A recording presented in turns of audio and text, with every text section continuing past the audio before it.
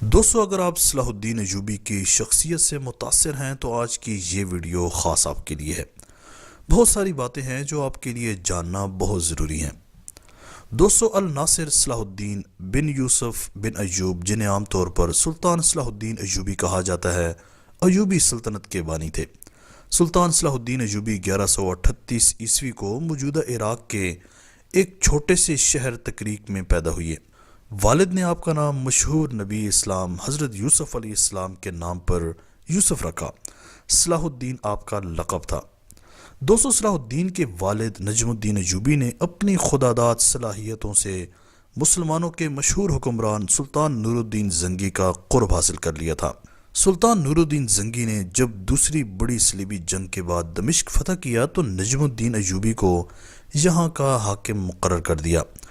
دوستو، یہ وہ زمانہ تھا جب ہر طرف مسلمان بیت المقدس کی جدائی میں غم سے نڈھال تھے اور صلیبی حکمران اور جنگیں چاروں اطراف میں پھیلی ہوئی تھیں، اور آئے روز کہیں نہ کہیں مسلمانوں کے خلاف جنگ جاری رہتی۔ دوستو، وقت نے جب صلاح الدین ایوبی کو سامنے لایا تو یہ نوجوان نور الدین زنگی کی فوج میں شامل ہوا اور سب سے پہلے اپنے چچا اسد الدین کے ہمراہ فتح مصر میں اپنی تلوار کے جوہر دکھائے۔ سلطان صلاح الدین ایوبی کے والد نجم الدین ایوبی اگست 1173 کو اپنے خالق کے حقیقی سے جا ملے۔ انہی کے نام سے بعد میں ایوبی سلطنت قائم ہوئی، جو مصر، شام، یمن، عراق اور حجاز کے علاقوں میں قائم رہی۔ ناظرین اکرام، سلطان صلاح الدین ایوبی کا شمار تاریخ انسانی کے بڑے بڑے فاتحین میں ہوتا ہے۔ مسلمانوں میں وہ فاتح بیت المقدس کے اعزازی لقب سے بھی پہچانے جاتے ہیں۔ دوستو، یہ ایسے حکمران گزرے ہیں جن کی آج بھی کفار تعریف کرتے ہیں۔ سلطان صلاح الدین ایوبی جہاد کا بے حد شوقین تھا۔ گھوڑے کی پیٹھ گویا اس کا مسکن ثانی تھا۔ بعض اوقات صرف نمازوں کے لیے ہی صرف اس کو سواری سے اترنا نصیب ہوتا تھا۔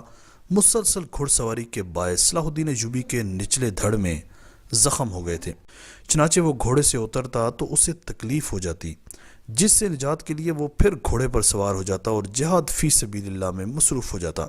بیت المقدس کی فتح کے بعد اس نے سلطان نور الدین زنگی مرحوم کا تیار کیا ہوا ممبر اپنے ہاتھوں سے مسجد اقصی میں نصب کیا اور مرحوم کی خواہش پوری کی۔ 200 فتوحات کے بعد جو خزانے ہاتھ لگتے انہیں بیت المال میں جمع کرا کے عوام الناس کی فلاح و بہبود پر خرچ کر دیا کرتے۔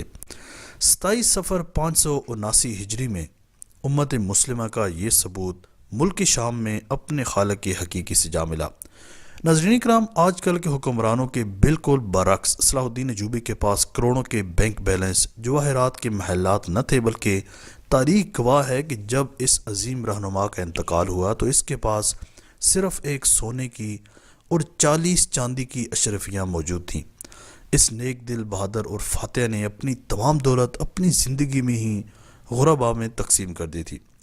دوستو، ہر سال اپنی روحانی بیٹریاں چارج کروانے مکہ کا چکر لگانے والے، کعبے کی چھت پر نماز پڑھنے والے، در کعبہ کو اپنے لیے کھلا ہوا دیکھنے والے ہمارے حکمران شاید یہ بھی نہیں جانتے کہ سلطان صلاح الدین ایوبی نے کبھی حج بھی نہیں کیا، کیونکہ ان کا خیال تھا کہ حج اپنی رقم سے ہی ہوتا ہے، اور حکمران کے لیے اس وقت جب اپنی رائے کی ذمہ داریوں سے فرصت مل جائے، صلاح الدین کے پاس نہ کبھی مال اکٹھا ہو پایا اور نہ ہی اس کی ذمہ داریوں نے اسے مہلت دی۔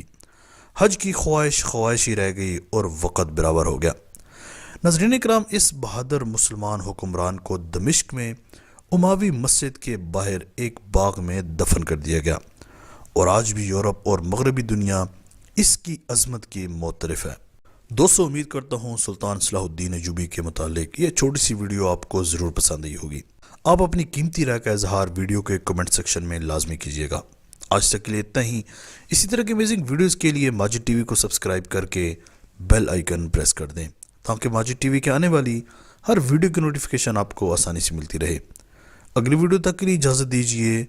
اللہ حافظ۔